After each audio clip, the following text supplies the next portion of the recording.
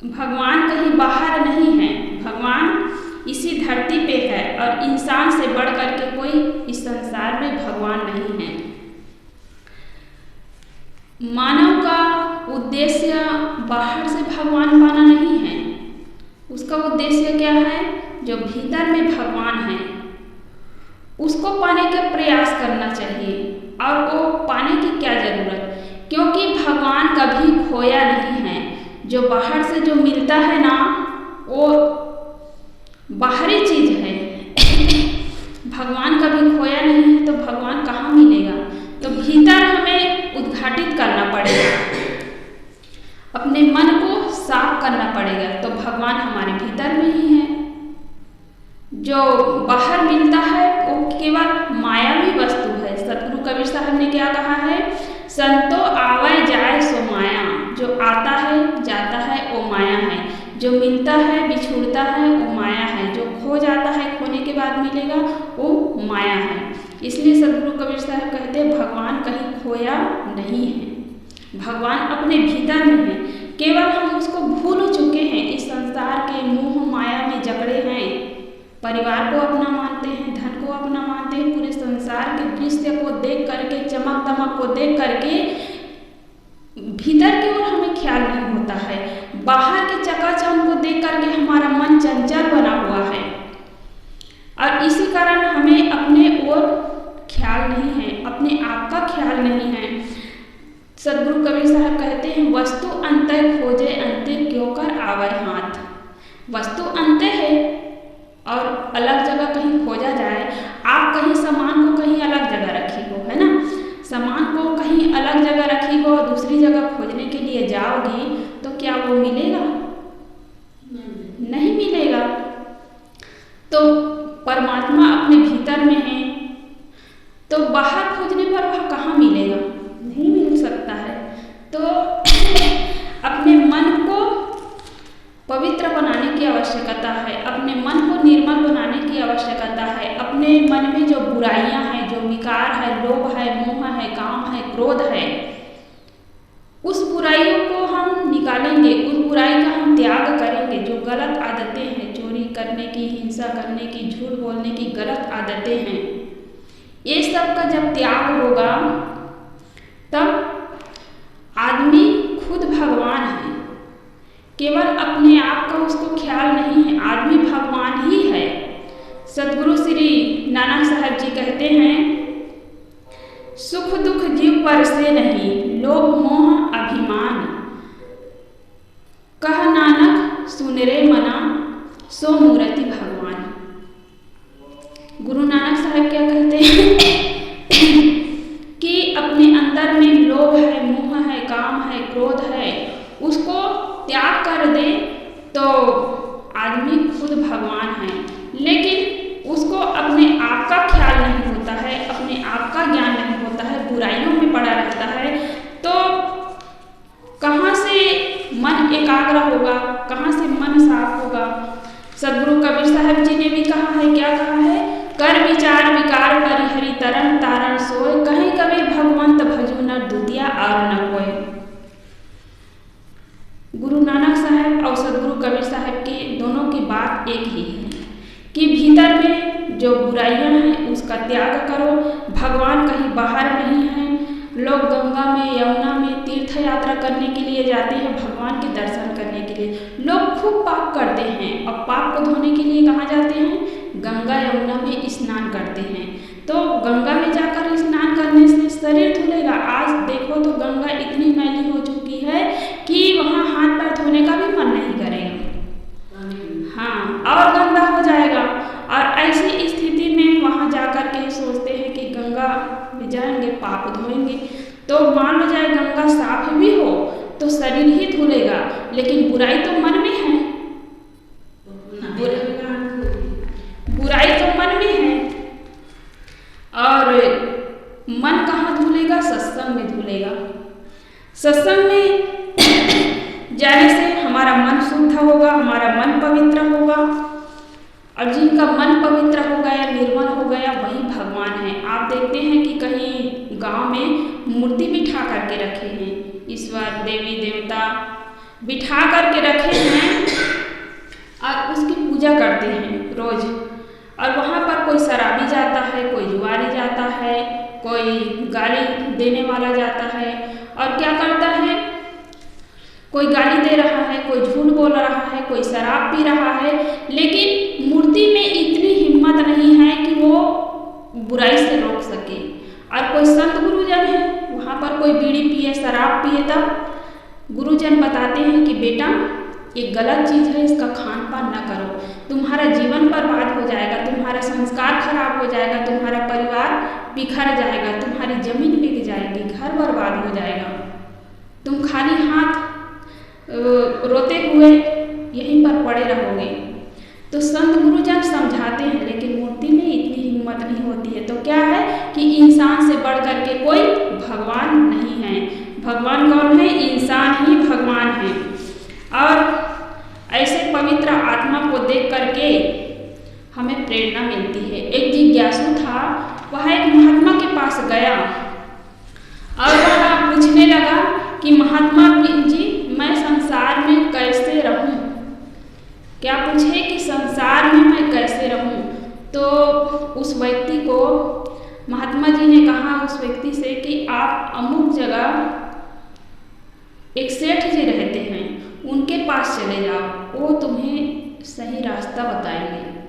तो सेठ जी के पास वह व्यक्ति जाता है और जाकर के पूछता है कि सेठ जी, मैं इस संसार में कैसे रहूं? तो सेठ जी कुछ काम में लगा हुआ था, कोई बैठने के लिए आए थे। तो सेठ जी ने कहा कि थोड़ा देर बैठो, उसके बाद में बताऊंगा। बैठा रहा जिज्ञासु। फिर कुछ ही पल में उनके, वो सेठ जी था, उनके यहाँ बड़े बड़े फैक्ट्री हर चीज से संपन्न था। तो एक मैनेजर का फोन आया और कहा कि सेठ जी बड़ी खुशी की बात है। सेठ जी ने कहा कि क्या हुआ, क्या बात है? तो मैनेजर ने कहा कि सेठ जी, इस साल फैक्ट्री में 50 लाख का मुनाफा हुआ है। सेठ जी ने कहा कि कोई बात नहीं, होता रहता है। कोई खुशी नहीं मन में, कोई प्रसन्नता नहीं, सहज भाव में रहे। वह जिज्ञासु गया था, उसके बाद उसके पास वह सोचने लगा कि यह कैसा इंसान है, 50 लाख का मुनाफा हुआ है, लेकिन चेहरे पर जरा भी मुस्कान नहीं, जरा भी प्रसन्नता नहीं। फिर क्या होता है, आधा घंटे के बाद में फिर फोन आता है, कहाँ से? बाहर से फोन आता है और फिर कहता है फोन करने वाले कि सेठ जी, तुम्हारे छोटे लड़के की कार दुर्घटना में मृत्यु हो गई। तो सेठ जी ने कहा ये जीना मरना लगा रहता है, ये जीवन है, जीवन मिला है तो एक दिन समाप्त होना ही है, शरीर मिला है तो एक दिन छूटना ही है, इसको क्या कर सकते हो? अंतिम संस्कार की तैयारी करो, कह दिए अंतिम संस्कार की तैयारी करो। वह व्यक्ति सोचने लगा कि यह इंसान है कि पत्थर की मूर्ति ही, इसका दिल कैसा है? ऐसा बात कर रहा है कि मानो किसी दूसरे घर के लड़के की मृत्यु हुई हो। इसके मन में जरा भी दुख नहीं। 50 लाख का मुनाफा हुआ तो मन में प्रसन्नता नहीं, बेटे की मृत्यु हो गई तो इनको जरा भी दुख नहीं, सहज भाव में है। ये कैसा जीवन है इनका? तो सेठ जी से पूछ ही लिया कि आप को 50 लाख का मुनाफा हुआ एक व्यापार में, बात हुई तो आपके मन में जरा भी मुस्कान नहीं, जरा भी प्रसन्नता नहीं, आपके बेटे की मृत्यु हुई तब भी आपको कोई दुख नहीं। तो सेठ जी ने समझाया कि ये तो जीवन है, हानि लाभ लगा रहता है, जीना मरना लगा रहता है, और ये मेरे हाथ में नहीं है, और मेरे हाथ में जो है उसको मैं कर रहा हूँ, ये मेरे हाथ में नहीं है। तो उस व्यक्ति को प्रेरणा मिली, आदर्श मिला। तो ऐसे व्यक्ति होते हैं कि कोई गांव में तो वो इंसान नहीं, भगवान कहलाते हैं। तो भगवान कहीं बाहर नहीं है, भगवान इंसान ही है, जिसके अंदर में बुराई नहीं है, जिसके अंदर में क्रोध नहीं है, जिसके अंदर में विकार नहीं है, छल नहीं है, कपट नहीं है, तो वह इंसान ही भगवान है। और वो भगवान किसी को छल नहीं कर सकता, किसी को कपट नहीं कर सकता है। दुकान भी चलाएगा, व्यापारी करेगा, लेकिन किसी को ठगेगा नहीं, बेईमानी का काम नहीं करेगा, सही रास्ता में चलता है। तो इंसान से बढ़कर कोई भगवान है क्या? नहीं है, इंसान ही भगवान है। तो ईमानदारी पूर्वक इंसान ही काम करे। ईश्वर तो अप्रत्यक्ष है और मनुष्य क्या है?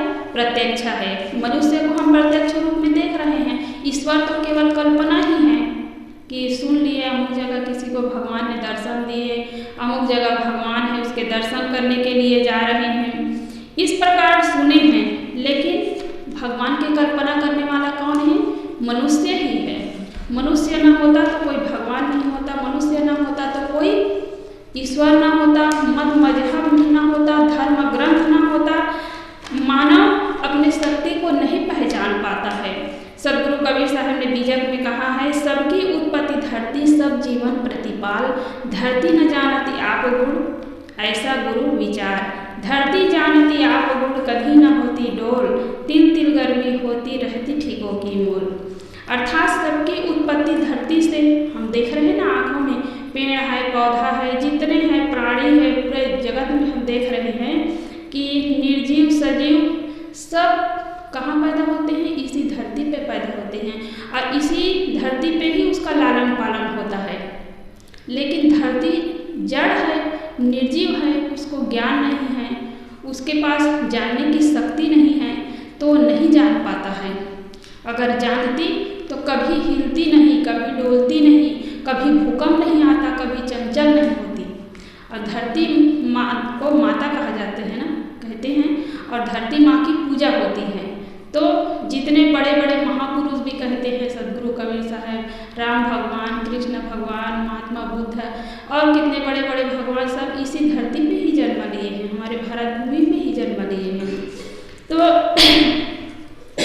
धरती के उदाहरण दे करके सदगुरु कबीर साहब ने मानव की ओर संकेत किया है, मानव की ओर संकेत किया है कि मानव में इतनी शक्ति है, इतने उनके पास गुण है कि संसार में हम देख रहे हैं कि जितने कला कौशल है, धर्म ग्रंथ है, मजहब है, उसका मानने वाला बनाने वाला कौन है? जीव ही है। इसलिए साहब कहते हैं, जीव बिना जीव बाँचे नहीं, जीव का जीव आधार, जीव का जीव ही आधार है और कोई दूसरा आधार नहीं है। और सदगुरु श्री निर्मल साहब जी ने भी कहा है, नाना कला कल्पना है मनुष्य की, तुम्हारे नहीं तो तुम्हारे अनुज की। मनुष्य की ही देन है, मतलब तुम नहीं किए हो तो तुम्हारे अनुज किए हैं, तुम्हारे भाई किए हैं, और कोई ईश्वर ब्रह्म परमात्मा नहीं किए हैं। लेकिन आदमी बहुत दूर तक कल्पना करते हैं, भगवान की कल्पना करते हैं, ईश्वर की कल्पना कर रहे हैं, कला कौशल जितने विकास हम देख रहे हैं उस मनुष्य की ही देन है। लेकिन मनुष्य को अपने आप का बोध नहीं है, अपने आप का ज्ञान नहीं है। इसलिए सदगुरु श्री अभिलाष साहब जी ने एक भजन में कहा है, बहुयंत्र मसीने रच दिन्हा, विज्ञान बहु शोधन किन्हा। बहुयंत्र मसीने रच दिन्हा, विज्ञान बहु शोधन किन्हा। नहीं ज्ञान हुआ मैं दृष्टा खुद चेतन में, वे जीव है बचपन में। नहीं ज्ञान हुआ मैं दृष्टा खुद चेतन में, वे जीव है बचपन में। तो जिनको बोध नहीं है, भले वो बड़े बुजुर्ग हो गए हैं, बोध नहीं है तो वो बचपना ही है। और बचपना में जड़ क्या है, चेतन क्या है, इसका बोध नहीं होता है, इसका ज्ञान नहीं होता है। यदि बड़े बुजुर्ग होने के बाद 80, 90, 100 साल होने के बाद, बाल पक जाने के बाद भी उसको जड़ क्या है, चेतन क्या है, इसका ज्ञान नहीं है, तब वो बचपना ही है। और बच्चा छोटा है, वो क्या निर्जीव है, क्या सजीव है, किसको मानना चाहिए, किसको नहीं मानना चाहिए, इसका ज्ञान हो गया तब वो बच्चा नहीं है, वो ज्ञानी है, वो सयाने हैं। तो आदमी क्या करते हैं कि भगवान को पाने के लिए नाना तपस्या करते हैं, जल शयन करते हैं, पंचाग्नि तापते हैं, नाचते हैं, गाते हैं भगवान के दर्शन के लिए। तो मन को चंचल बना करके कोई भगवान को नहीं पा सकता है, मन को स्थिर करके भगवान को पा सकता है। सदगुरु कहते हैं देह हलाए भक्ति नहीं होई, स्वांग धरे नर बहुविधि जोई। देह हिला करके, नाच करके, गा करके, मन को चंचल बना करके भगवान को नहीं पा सकता है। भगवान को कब पा सकता है? भगवान अपने भीतर में है, उसको तो पाना नहीं है। तो कब हमें अनुभव होगा इसका, कब एहसास होगा? जब हमारा मन स्थिर होगा।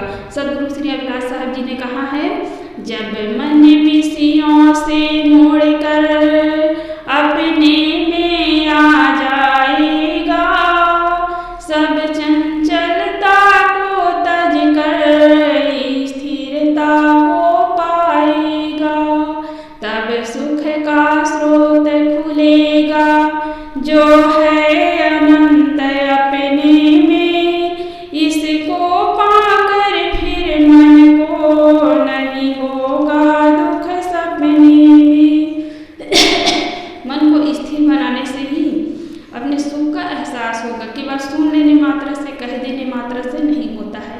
जैसे कहा जाए कि दूध में घी है ना, दूध में घी है तो घी को कैसे आप निकाल सकते हैं, कैसे आपको प्राप्त हो सकता है?